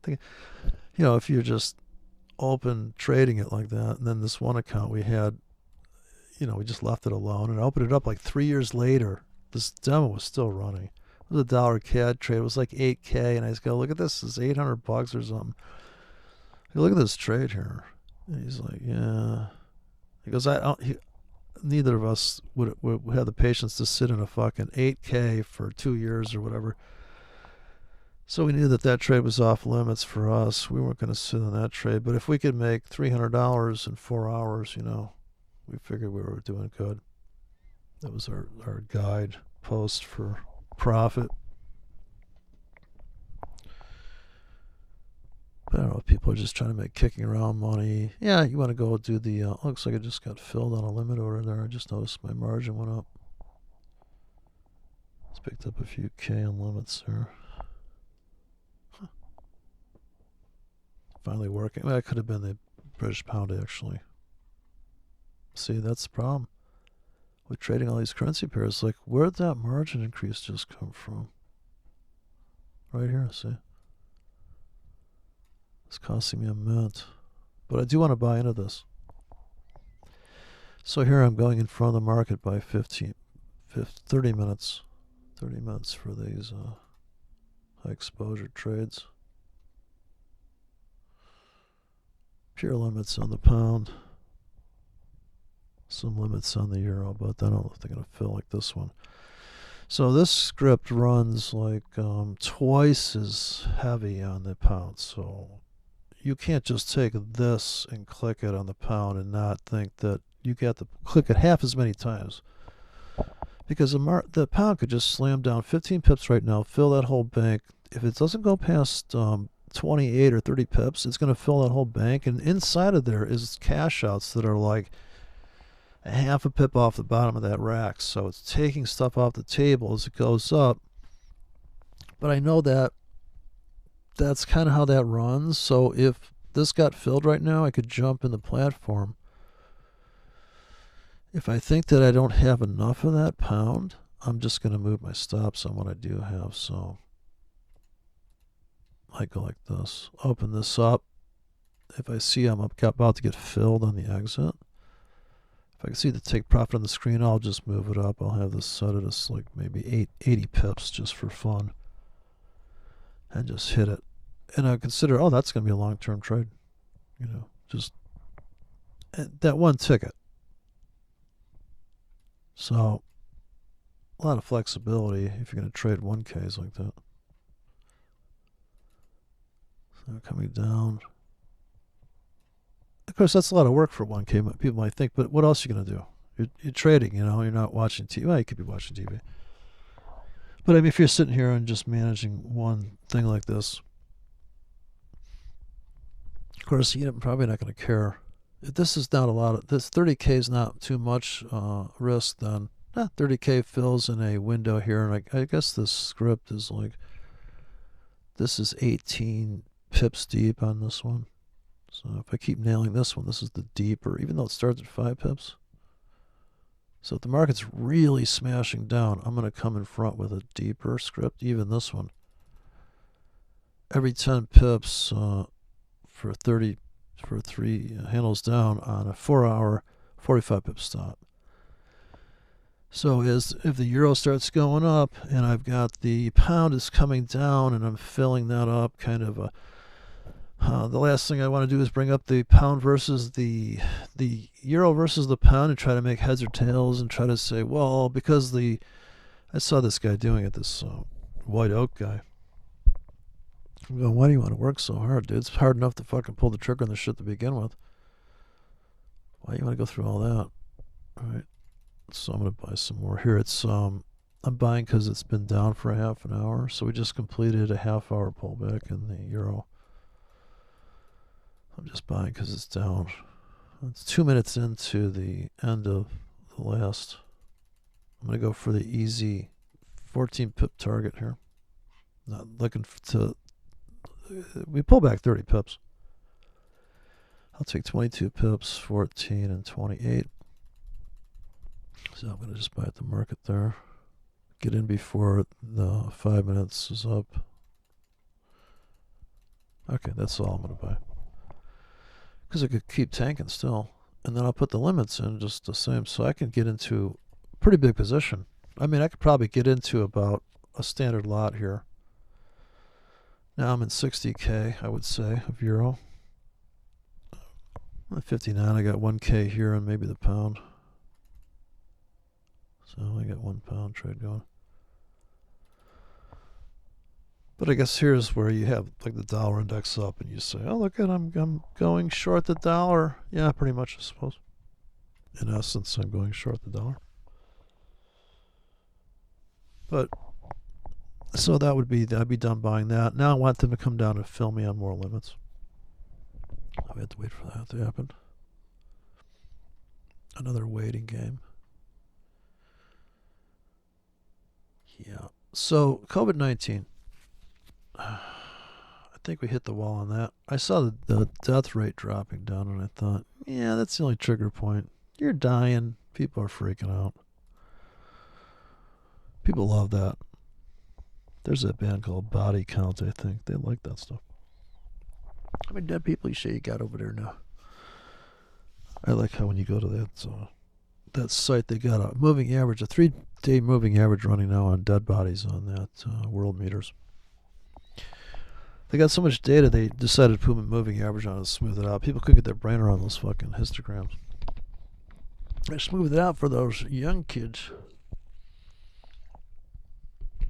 As a death algorithm is what that is. See, it was Wuhan style. You put the Wu in Wuhan. Yeah. Oh, look, we're tanking here. So getting filled on these limits finally. She's going to hell in a handbasket. So we still got 2 hours before the actual commencement of the volatility. People start coming in. Name institutions. Here's a nice one. I like this fit. So if you kept dropping this, right? What you're saying is, I just put in a 10K. Let's see if they fill it.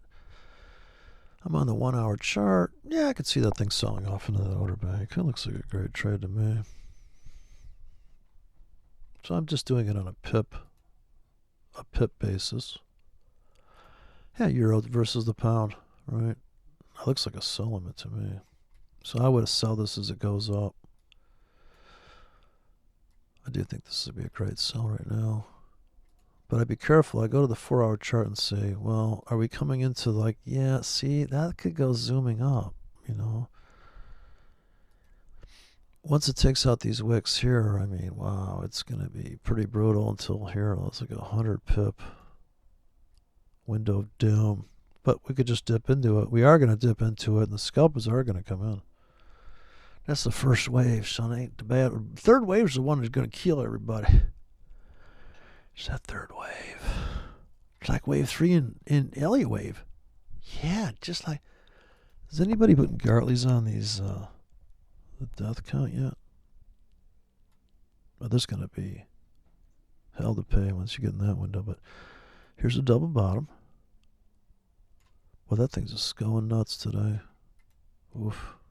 I wouldn't want to sell into that tonight. That'd be kind of scary. That looked like it's just going to keep rocketing up. Boy. Kind of a trap there, I suppose. I think there'll be people selling here for the 10 pip pullback or 15, 5. For the moment, it's cutting north there quite considerably. Looks ready for a tumble. Certainly went zooming through this top, the high of that day. Took it out pretty clean. There's your trend traders come in on the pullbacks back to the. So there's like 3 places to accumulate. If you're buying at the market every hour, you buy here, and you buy there, maybe here. Here's 2 dojis, small range. Here comes the breakout traders, drive it up. People cash out in the new highs. Looks like it's leading the euro versus the dollar. That's pretty cliche stuff. This looks like it's breaking down. Let's go to the 1 hour. So this looks like sellers came in right there like clockwork. So all of a sudden they synced up. Right? All of a sudden it's correlating. Bob becomes the top. This goes down. Euro goes up. But that first hour, or this is just after 7:30. Everything queues up and it's like a perfect thing, you know. You're like, oh yeah, all makes sense. But the times they don't correlate, it's the times typically I think it's changing. So we're in 60K. We'll just let that go.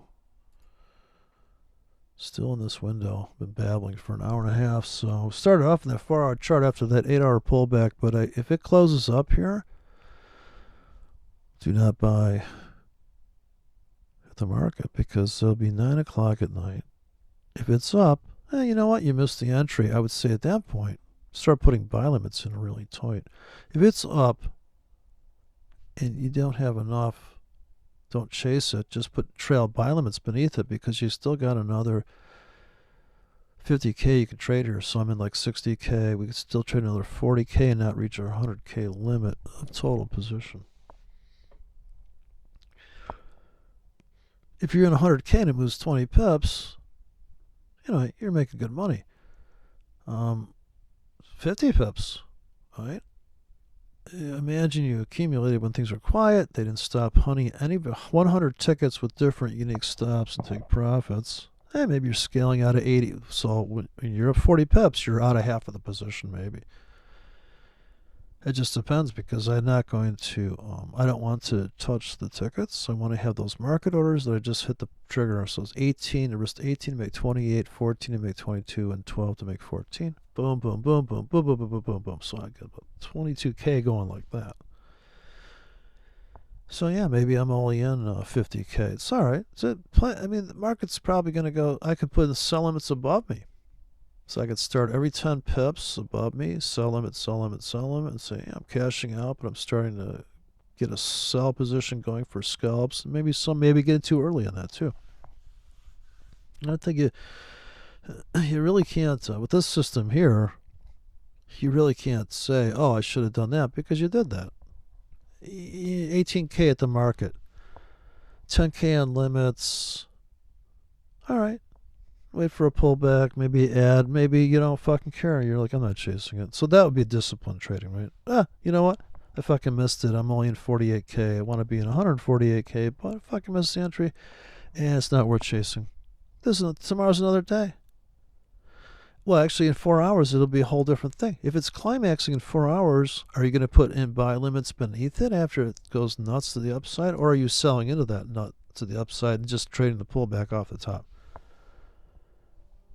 All right, so, and are you that agile that you could say, well, I can see what's going on. It looks like they're going up. Okay, I don't want to chase it. I refuse to chase it. I've gotten burned chasing it. If I'm just going to start laying track for sell limits. So I did that this morning because I'm like, yeah, you know what? I know it's going up, but I'm hardly in it, and I'm not going to sit here and load up. It's so much work to build 80K.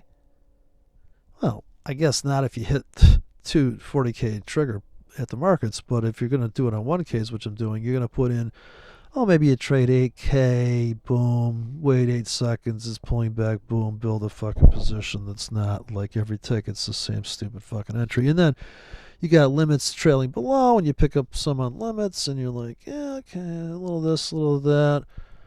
And realizing that you still have U.S. markets to open, news is going to come out. It looks like a great trade now, but you make a few bucks, you bank it, you go flat, and you can go back to sleep. Don't have to trade every fucking move. And some of this stuff, the market's just going to come into your tickets or it's not. And if they decay after 4 hours and you don't refresh them and you wake up and you go, fuck, man, those orders disappeared. Well, you didn't lose any money. They should have lasted longer because you could have picked up a whole grid of price in a unique area like nobody else is trading. You're the only one that's trading this. It may seem like there's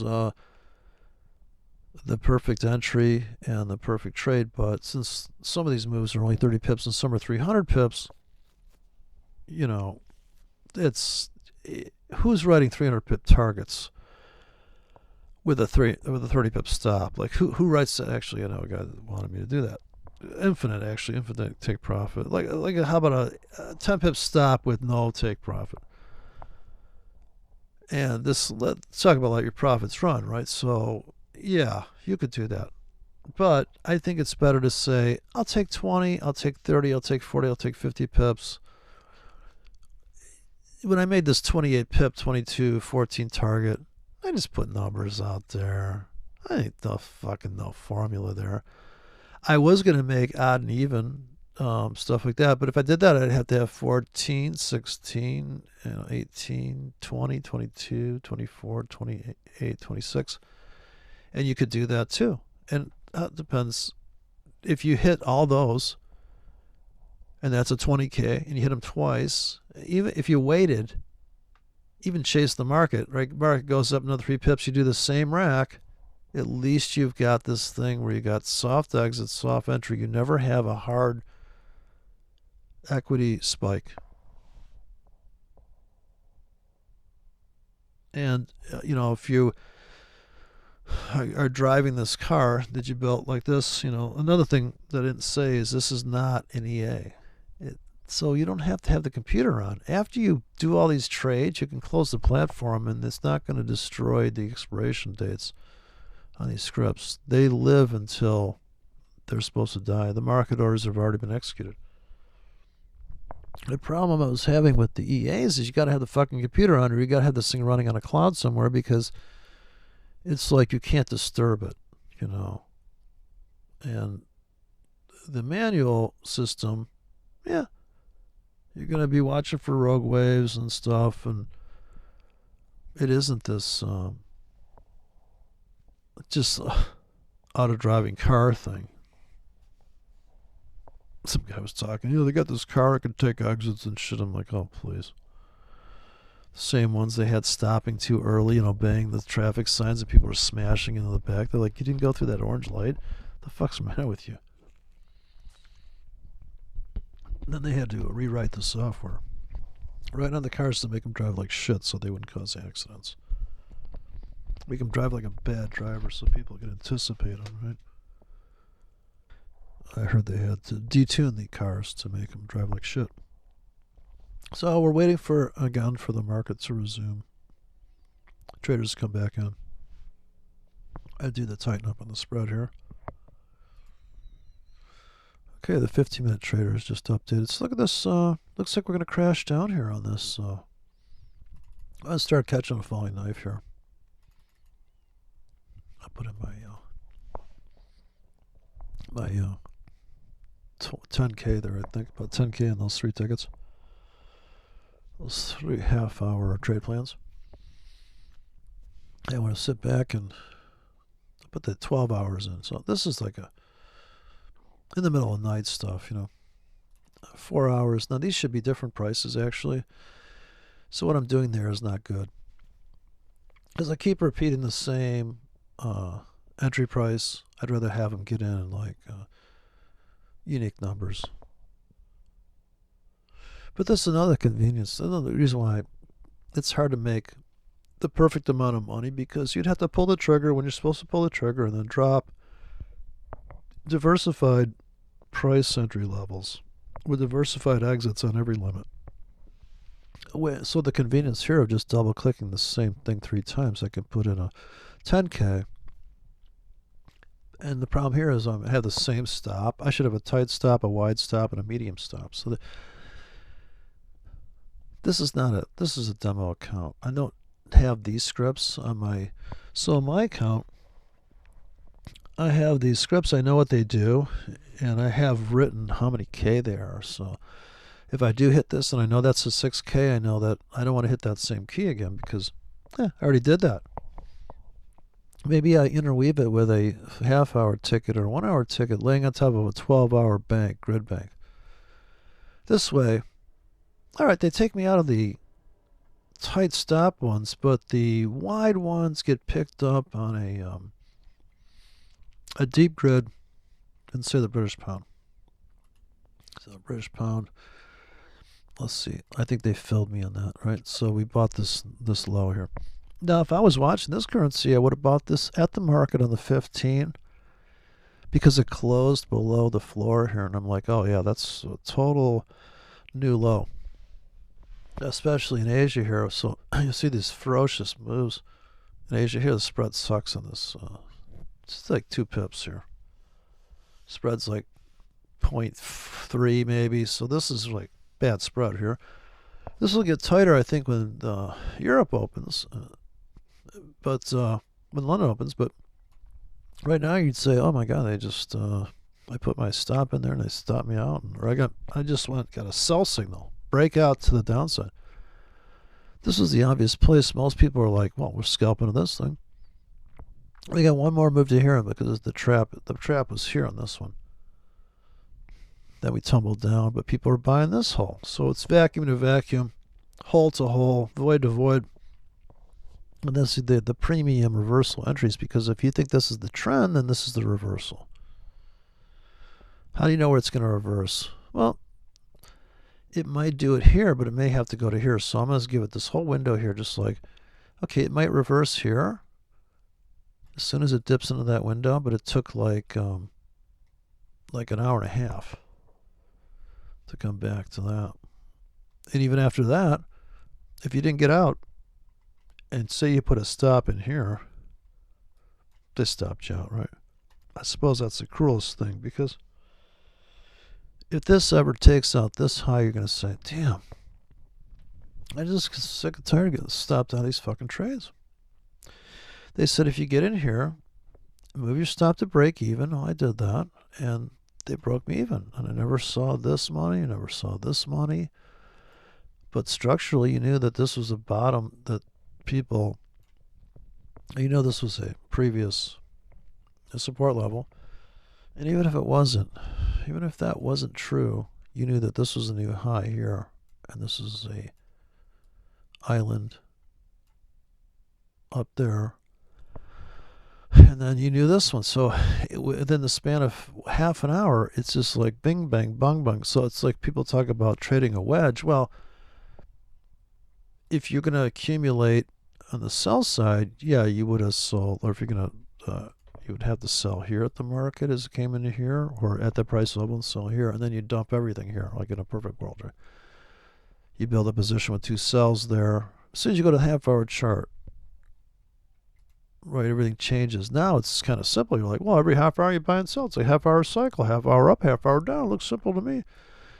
Yeah, I guess so. I think he's crushing down there. And fuck yeah, you could have sold right there. Half hour up, sell right into the floor, boom, clean half hour down. Half hour trade. I don't know. That's probably about 12 pips, even after the bad spread. Not bad. I've seen worse. That's what they call a setup, son.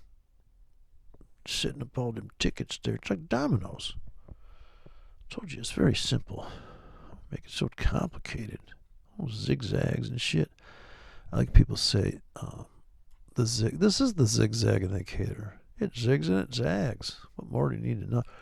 This would befuddled me when people talk about wedges. I'd be like, well, how do you trade this wedge? Like, what the fuck's going on there? This is the same time that Euro was going to hell. So was this. It's crazy. But see, it never took this out. And if you got a big fat ticket in there, you're like, dude, what do you see the trade I'm buying down here. Never made it down there. No. So if you buy every 5 pips, yeah, you buy 1K, 2K, 3K, 4K. So the problem with the martingale robot is it can't set up this perfect limit entry system. We know this hole exists. It could possibly get filled as you go ramming down. Now you wouldn't, if you're not around to see this trade, it doesn't make it not a winning trade. But if you're around to see this go down clean in a half an hour, you're like, fuck, that is like the most vicious move, clean in a half hour. But part of that is because of this hole. It could have been the same on the north side, but it took later on to keep dipping in the north side and pull it back, just like the euro. If you know it's the same pattern, come up, dip in that window, pull it back, buy this window. So you're buying low, selling high. Now the guy goes, I get that. I get that concept. Yeah, it's hard to do because when you're selling here, you think I should be buying because it's counterintuitive. You're really going against the grain. Right? If you're selling here, on the half-hour chart, wow, it's going up. Why are you selling? I mean, it's an uptrend. God damn it! What are you doing? So that's a half-hour switch. You're making a decision every half hour. There is a decision to be made every half hour. And like I said, this is a standard lot. That's $250. These are moves. These are good trades. And like, God, if the British pound, maybe you're going to have to trade smaller because this thing can just look at this move. I mean, this is a blistering move here. My God, man. Yeah, when it gets below here, people long right now on this thing. They're long here. They went long below there, but they probably already cashed out. I'm sure there was the support, right? So everybody bailed here. A lot of people did. That's what makes it turn the other way. Oh, look at this move. Wow. This is a vicious currency, man. I'm telling you, this is not like the euro dollar. The dollar's not going to take off and make a run like that. That many pips. So this thing's really been on fire. This currency pair's all beat the hell. It's still tanking. Look at that. Coming down to my limits. So I'm trying to get filled on this. Say, James Brown, hit me. Come down and hit those tickets. So same thing here. Get it filled in this, I guess, too. So we could easily get into a standard lot across all these pairs. It was down like $13 now, though. I'm kind of taking a hit. This is cutting new water, though. The euro versus the pound. The euro's beating the pound up a little bit there. It's going through the roof a little bit. Yeah, it's a very quiet. Okay, so we got 4 minutes before the top of the hour. waiting for them to clear all the toilet paper off the shelves here. The pound comes in these limits. So now I think it's heating up. I'll put in the 18 pip deep with a 30 pip stop and just keep hitting this thing. Half hour, I don't think that's too risky. I just got filled on something. So I don't think that's too risky. I think it's a great trade, actually. And you could still put in your pitchforks and stuff like that. So here you could just make the claim that, well, I'm anticipating it to touch the bottom of that channel, which is right around where these tickets are. Right, so that's technical meets execution. You really are looking to time the market there. You know, these channels are supposed to give you the rhythm there down the mark. I guess if you want to get in earlier, you'd be like that. Oh, it's okay if it goes outside the channel. I noticed when I was doing channel trading that sometimes the market would heat up and go blow out the bottom of the channel, so it doesn't have to turn around there. That's the thing. If you're expecting that, so I think it's okay to give it a range like this. So I got about pending another 30K that we could fill here in a half an hour if we could smash it down a little bit more. One more smash down. Here we go. It's about time. So now we're looking for it to fill all these tickets. So they kind of trapped the euro versus the pound there. Some more pullback on the 4 hour. Oh, now we're getting filled here. Oh shit. So now I'm gonna put these 4 pips deep, really close to the market. So we got the market orders in. We're starting to get filled on limits now. So we get up to about a standard lot across all these currencies. But I just want to get that market order out of the way. It's usually never a good trade. Neither is a stop, obviously, because we get trapped at many fake breakouts with stops. So here I'm going to anticipate more sell-off. I'm going to get quite a bit of cake on now. All right. I don't think I got filled on any of this yen yet. We could put some real late night 12 hours in here. Go super deep. Go down the rabbit hole.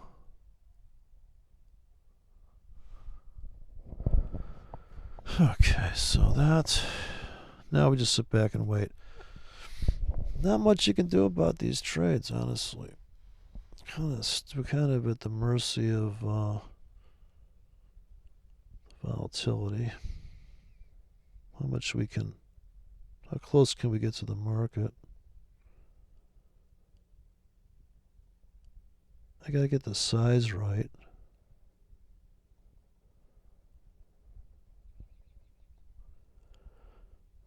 Okay, so if we have a 22 pip stop, we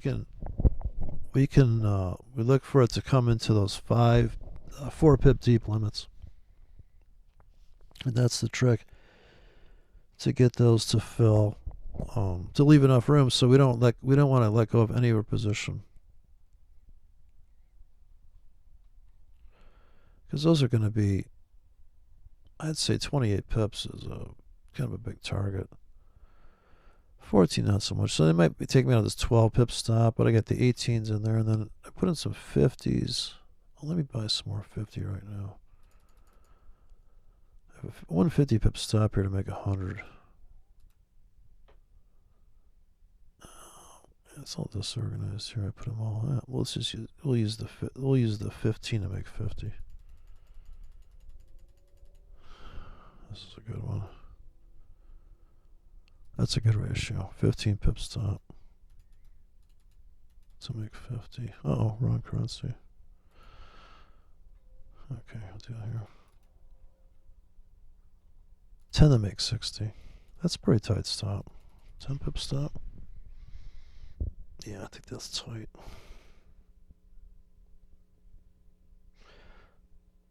So 8 pip stops, 9s, 10s, stuff like that. I don't have the 50 pip one here. It's down at the bottom, I think. Here it is. 50 to make 100.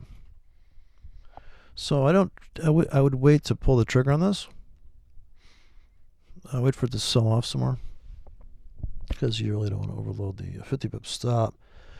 Because especially if we got 3 pips and 4 pips below me waiting to get filled, I don't want to overfill it. I'm trying to come up with a number there. Okay, so I got about 30K left I could pull the trigger on. But I'm going to let the rest fill on limits, so let's see what happens. Get the rest sitting in limits. It's 1 minute after 9 o'clock. I will not buy here because I already bought. I got filled on a couple limits, and I made these new lows there. I'm just going to ride into London European Open. I'm up about 60 bucks. I got filled on some of this other stuff too. I think on the pound. Not a big fill there. We could have pulled the trigger there at the market 2.5 hour. We were trapped beneath the floor. Right, it's a great place to buy. People are scalping out now. I'm scalping out of something, I hope. And even the yen recovered a little bit there. So, all right.